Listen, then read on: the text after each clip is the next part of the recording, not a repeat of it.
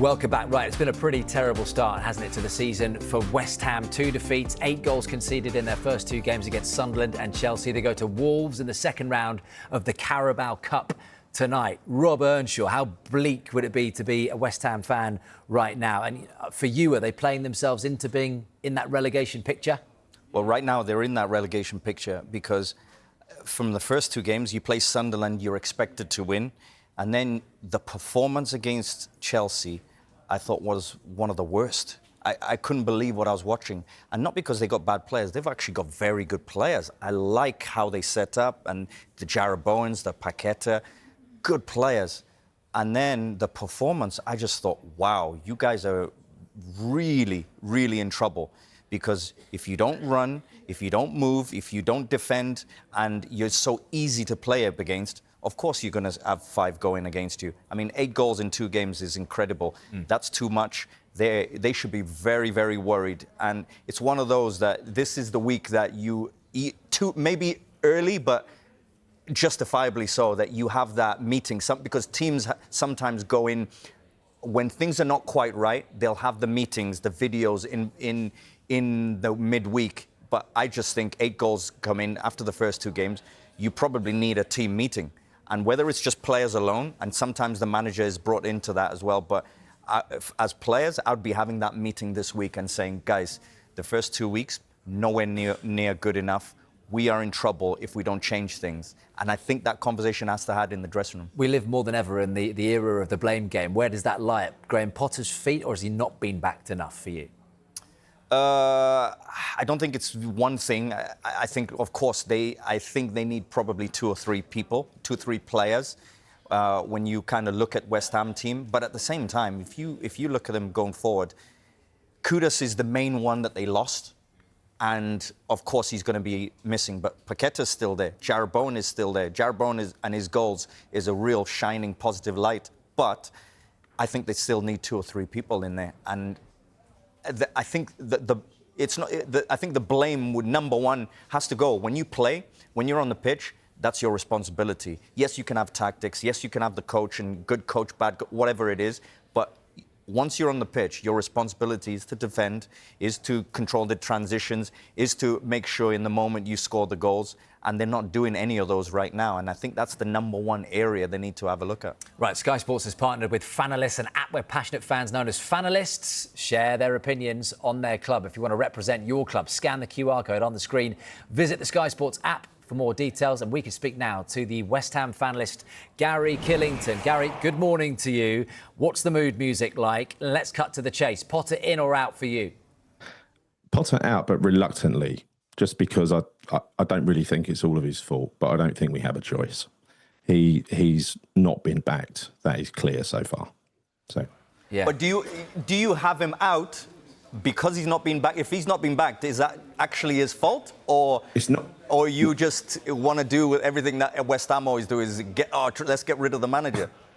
No, Robert, it's definitely not entirely his fault, and I feel it's kind of with a heavy heart that I personally think I'm one of the more patient ones. That I think he has to go because clearly the owner doesn't reckon him, and he's not spending the money he needs. He needs players to play his system. He plays football in a certain way. He's got 2 players in. He's lost a whole load of senior players. You know, so I think unless the owner's going to back him, what is the point? You're just waiting for him to fail. Gary, we've got a question in here from David for Rob, but I'll put it to you as well. And Gary, you go first on this. Do you think Graham Potter will be sacked if West Ham lose in the Carabao Cup tonight? And who do you think would be the best replacement? No, I don't think he'll be sacked. If he tonight, I think he's been given probably 2 games by Sullivan, so coincides with the end of the transfer window, funny enough. As for a replacement, we've got to look, in West Ham style, we've got to look at who is available and is out of work, because we never go and hire someone who's in work. Look, so, Rob, you answer that question as well. But, you know, Graham Potter, just to throw this in there as well, is statistically the second worst West Ham manager in the Premier League era. How many games, you know, do you give him? If you're saying, Rob, it's a crucial time in terms of the window closing and the international break. Listen, I think it's still too early. I think you always give managers until October, for me. After 2 games, we're getting spoiled now in terms of, oh, two games, it's not good enough. You've got to give them time because transfer window's got to close. Then you have your team. Then you've got a little bit of time. Do you see improvements? That's where we've got to see from West Ham and Graham Potter, because you've got to see improvements in the next few weeks. Too early after 2 games. Can I just say, that's assuming he gets players in the transfer window. You know, there's no... We've been linked to players all the way through. Literally, I've lost count of the amount. Run a YouTube channel, done untold transfer shows. Is all we've seen is the players we were linked with going to other clubs. You know, they've all been false links. The players that we've signed, they've been the longest the longest process ever. It's taken us a month, 6 weeks to sign each one of them. Fernandez, we're putting in nonsense bids at Southampton. That's one player that we could definitely do with. There's a couple of other players. Basuma, who used to play for Potter at Brighton, he'd be perfect to sit in front of that defence and help to organise a little bit of steel, grit, leadership. Again, it's a tenuous link. Nothing seems to be moving. There's only a few days to go. So if we get to the end of the window and he hasn't got the players he needs, what difference will it make to leave it until October? That's what I'm saying. Well, just on that recruitment as well, obviously Jack Grealish was a name that was bandied around as well. But Graham Potter, whether it was just, him saying this because he felt like he should say it, Gary. Graham Potter, though, has, publicly said he was really happy with the window. They had a great pre-season. Karen Brady said the pre-season was excellent in the States as well. Obviously, Callum Wilson, Kyle Walker-Peters kept hold of Lucas Paquetá. Where do you think that you desperately need something then? Well, we kept hold of Lucas Paquetá. We sold Kudus, but we haven't replaced Kudus.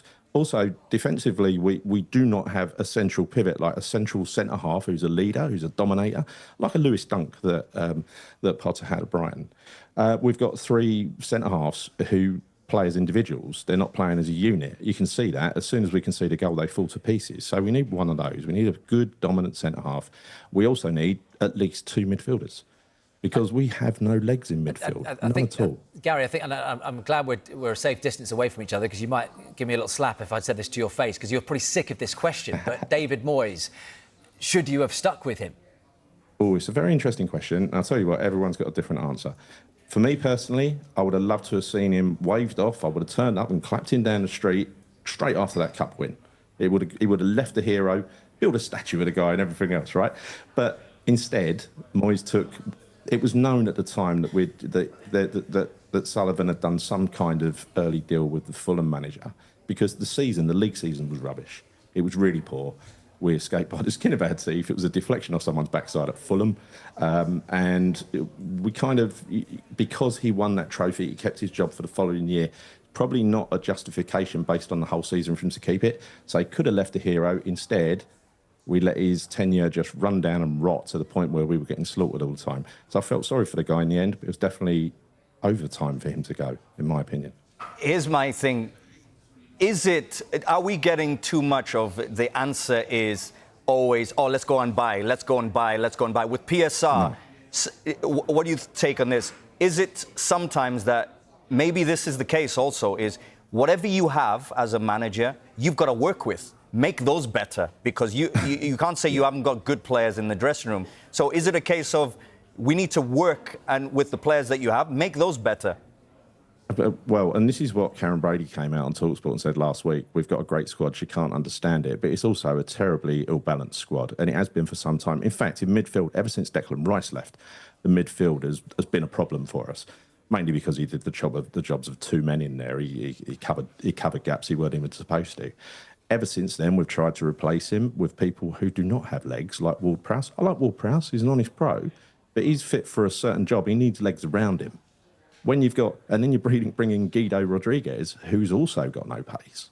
You end up with a world's slowest midfield that's just chasing shadows. Then you add Souček to that list. That's 3 of the slowest midfielders in the league, in a league which depends on athleticism and, shutting teams down. We cannot do it. We're chasing shadows. So when you look at that, Rob, you can't give Ward-Prowse more pace. You can't give Guido Rodriguez more pace. You've got to admit to the problems in the squad and the fact that certain players need to go. I think Guido's on his way now, and various others. I think we've even had a bid for Souček from Everton, but I don't think we should let him go anyway. But Gary, the fact is, Go on. Go on. Go on, Gary. You finish that. Finish that point. Well, the fact is, unless you've got the right players, you can't turn something that isn't a fast midfielder into a fast midfielder. Yeah, but he isn't helping himself, Potter. I would say he's playing a system that is ill-suited to these players. Whether a different system would work, I don't know. Look, I don't want to make your morning even worse, Gary, because it is all doom and gloom. I take it at that point from the West Ham fans at the moment, and a big game tonight. But many are saying that this is the season where the mould will be broken, and it's not the same three coming up and going down. So if Sunderland are staying up, how worried are you about West Ham being in the mix with your Leeds, your Burnleys, your Wolves? Well, terribly worried, because I'll tell you what, if we don't get the business done that we need by the end of the window, you can see already that team is not up to it. We could be on single digits, no matter what he does with the manager, no matter if he replaces him with someone else. He's going to have the same players, the same problem that Lopetegui had. We could be single digits by Christmas, and then there's no way out of that. So you feel right now that you could be in danger of getting relegated, right?